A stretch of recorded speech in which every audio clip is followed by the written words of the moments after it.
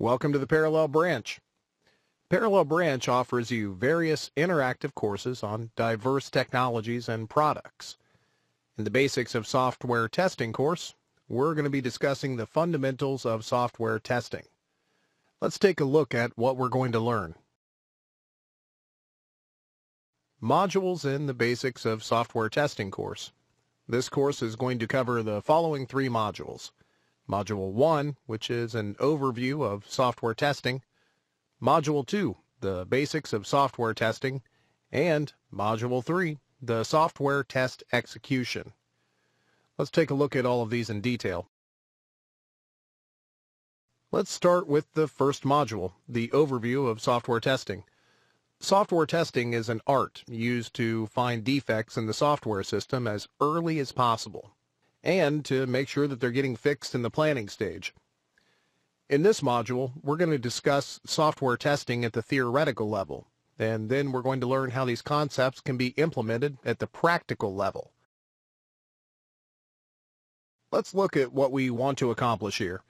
By the end of this module, you'll have been exposed to an introduction to software testing life cycles, stakeholders in software testing, software development lifecycle, they also call that SDLC, their models. What is quality assurance and quality control? Software testing documentation, techniques of test case designs, test results or test release criteria, and even an introduction to software test automation. We're going to go over all of these aspects one by one in this session. Let's get started. Software testing, theoretical approach. By the end of this lesson, you will have learned how to see the various parameters in software testing, understand the role of players in software testing.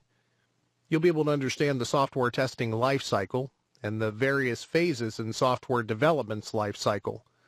Also, the software development life cycle models, the agile methodology, software quality assurance, and finally, software quality control. The general perception of the common software user is that software testing is an art of finding out defects in a software system as early as possible and making sure that they get fixed and verified. In other words, software testing determines if various end-user expectations or requirements are getting fulfilled by the available software system or not. These days, various software service providers have started their own independent software testing units. Due to increase in the business dynamics and technological advancements, software testing is becoming an important area of the entire software industry. Let's look at the test cases and data to be used for effective software testing. Check this out. Let's look at the test cases and data to be used for effective software testing. We're also going to learn the difference between expected and actual results in software testing. Click each diamond to learn more about each parameter in software testing. Test cases mainly focus on a very small piece of the functionality. An individual test case is a combination of the individual state of the software system under test, like an online banking system with valid user ID and a password.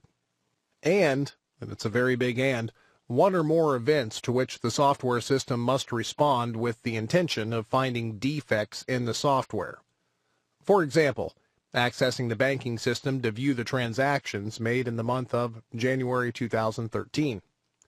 The expected response of the software system would be that the banking system should list, in order of date, all of the banking transactions made in the month of January 2013. Test data is data used by the tester to test the software system. It includes valid business level data as well as invalid data to find out defects in the software. Expected result is the expected state of the software system after processing the test data. It must be predefined, taking into consideration the client requirements. actual result is the actual state of the software system after processing the test data. This determines the result of the pass or fail state of the test case. So, if the expected result is the same as the actual result, then the test case is considered a pass. Let's take a closer look at the commonly involved key players in the software testing process. Programmers are included as a player in the testing, as they're responsible for the unit testing. Only when the unit is working fine can the testers start performing the testing activities. For example, look at the main screen in an online banking system. Banking transactions should work without any breaks or trial messages added by the developers, so that testers can start executing test cases. Also, the presence of a programmer may be needed for white box testing purposes. The role of the testing team is the most important as far as any software testing is concerned.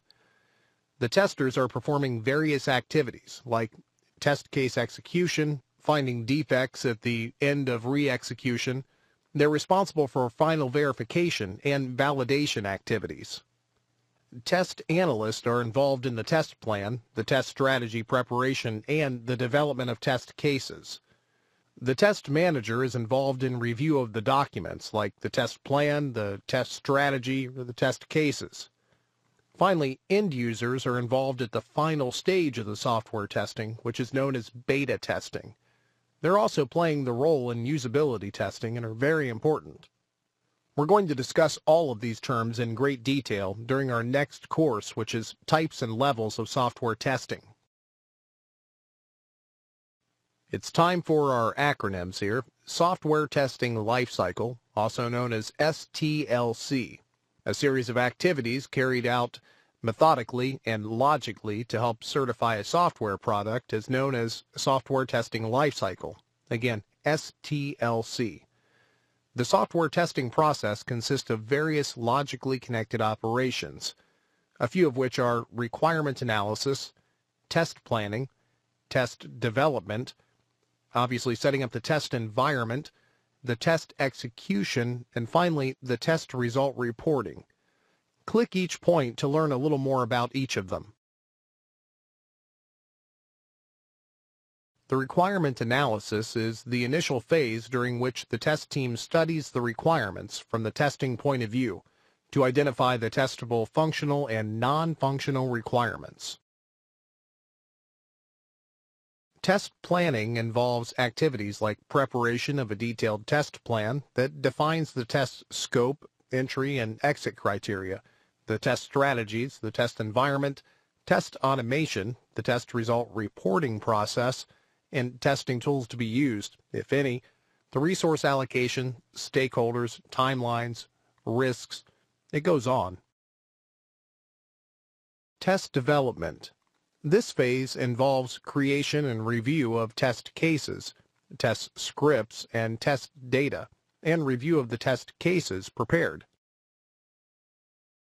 The next phase is preparation of the software and hardware setup as defined in the test plan. This is known as the test environment setup. This could be done in parallel with the test development. The test case execution actually involves running the test cases on the software system. The main aim of the test case execution is to find defects in the application. It also includes bug reporting and bug retesting. Test results reporting. This includes preparation of the test summary that includes the test coverage achieved, the test results, the defect distribution, etc., the notifying the developer about the bug in the system and review it after fixing.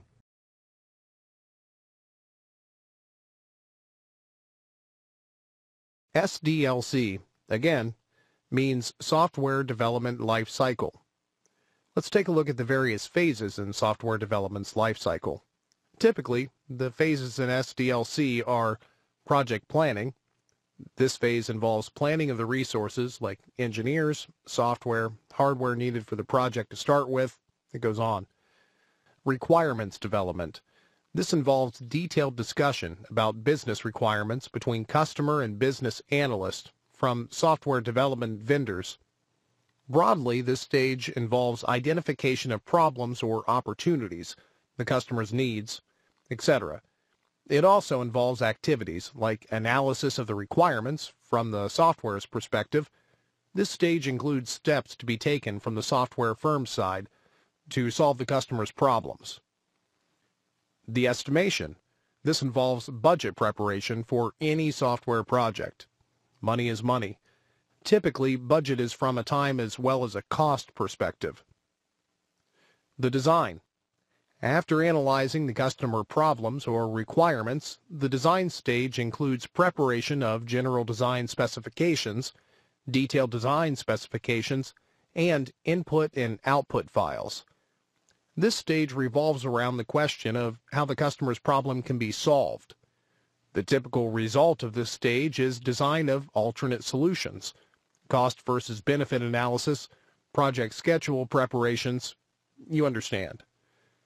Let's take a look at the coding or software development. Now, this stage includes the actual programming towards the software system development.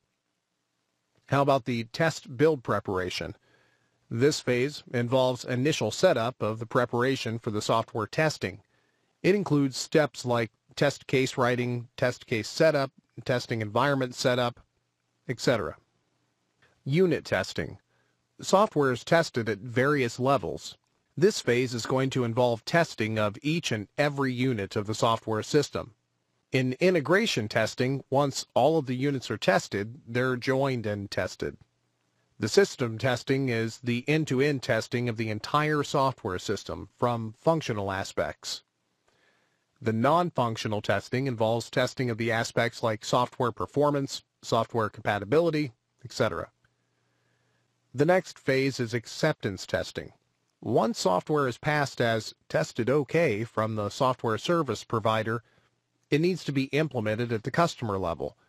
A user from the customer side should certify that the implemented software satisfies their needs. This is commonly called user acceptance testing. The production deployment phase is followed by acceptance testing. In this stage, software is successfully deployed at the customer location for use. Finally, the software needs to be maintained for any defects arising on the customer's end. SDLC plays an important role in software as a process. If testing personnel knows the SDLC process, it will help reduce the cost of the overall process. For example, if any defect is found starting at the requirement phase, the cost of defect removal is less, while the cost of defect removal increases as the SDLC process continues. Let's take a look at how to make this process a bit more smooth. Let's define some of the models, the various software development lifecycle, or, as you know, SDLC models. Commonly used software development lifecycle models are the waterfall model and the spiral model. Click on each of the modules to learn more about them. As shown in the diagram, the various stages in the waterfall model are requirements understanding, analyze requirements from software's perspective, design the system reference to software's perspective, software development, software testing, and implementation and acceptance. Click on the button to learn more about the waterfall model.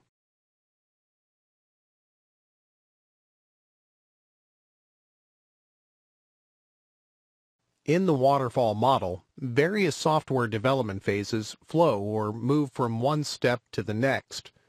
We can say it's a linear sequential lifecycle model. Now let's take a look at each of the stages one by one. The initial phase is requirement understanding and then analysis, which includes obtaining a detailed understanding of the customer's requirements and the analysis from the software's perspective. It's followed by the detailed design stage. In this stage, requirements are converted into software design format. The next stage is software development, with the help of a detailed design programmer who is writing the code. Coding is followed by a testing phase. Here, software programs are tested with the goal of improving quality. Finally, at the end of the SDLC model, the developed system is implemented and the application acceptance formalities are completed from the client side.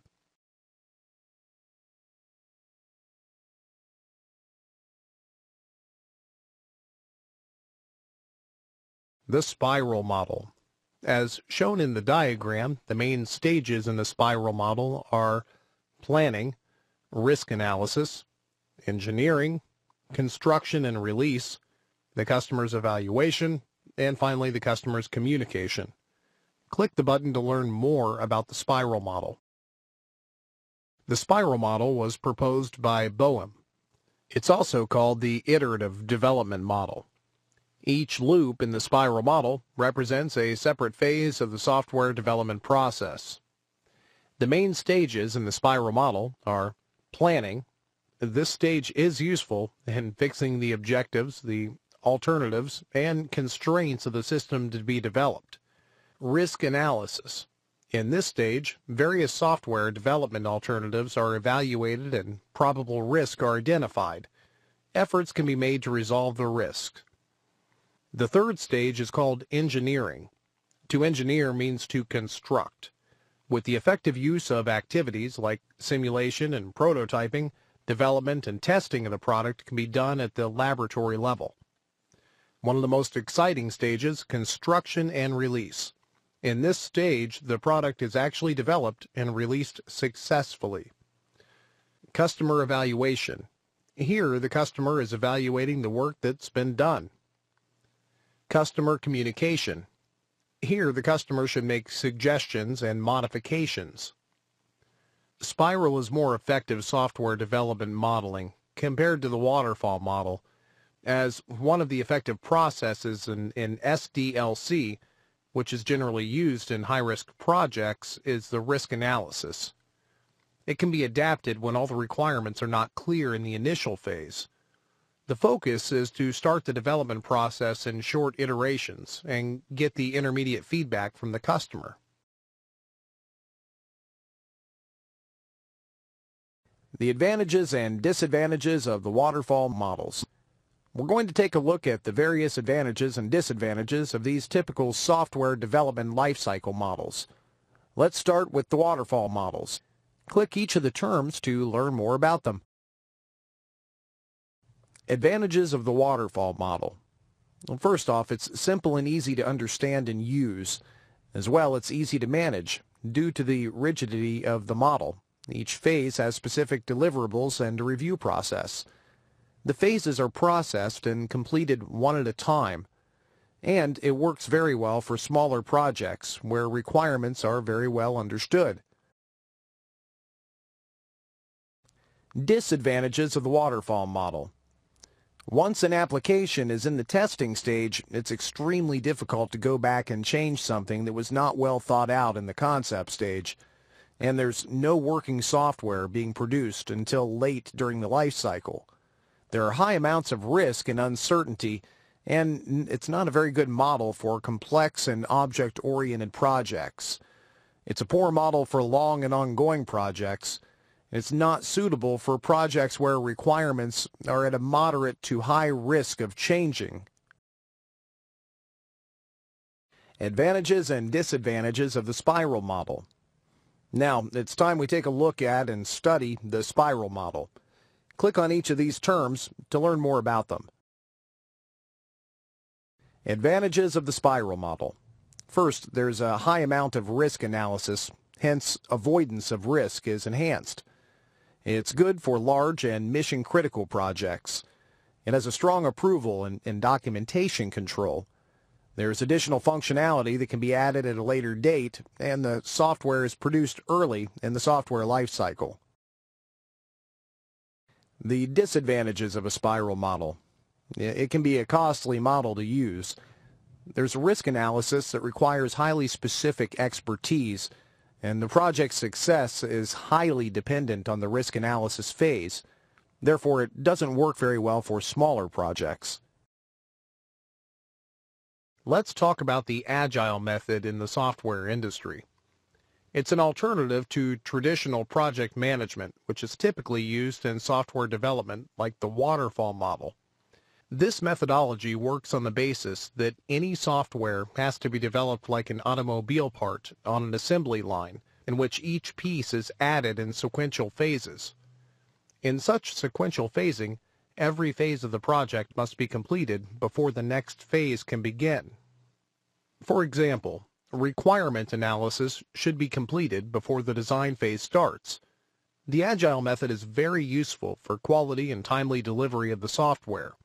This method will help to track the project's progress, and in turn it helps to give proper direction to the proper activities.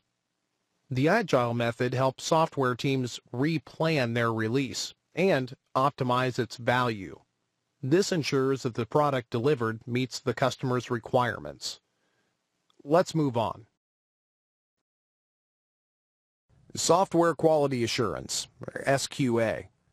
Now we're going to discuss the software quality assurance in software testing. Software quality assurance is a level of confidence built through various processes that ensure that the software functions in the intended manner. In other words, it ensures high quality. Generally, separate SQA people are handling the quality assurance activities. Properly adopted quality processes ensure that software, the end product, is holding the desired quality that you're looking for. It identifies the risk in the testing process. In turn, it would alert the management about any major risk in the overall testing. For example, if we set a goal for test case preparation productivity, and it's 4.0, and actually the figure comes out as only 2.5, then management needs to discuss why there's a drop in actual productivity. The SQA operations are a process that's oriented as a means for the SQA operations to make changes in case the software project process changes. Thus, you could say that this approach is a preventative approach, as it tries to avoid any risk in the project processing. Now it's time to take a deeper look at the meaning of the software quality control. Quality control is an activity which stops the software process from deviating from the quality standards. One activity of software testing is handling the quality control activities. This approach is a curative approach, as it's rectifying any deviation that does occur. Thus, quality control measures are focusing on quality improvement. For example, test case execution productivity can be improved with the use of an automation testing tool. If the test case execution is falling below the goal set, then as a quality control measure, 1. The testing team should evaluate the proper testing tool. 2. Start using the testing tool for test case execution to improve productivity. So the use of the proper testing tool can improve the execution's productivity.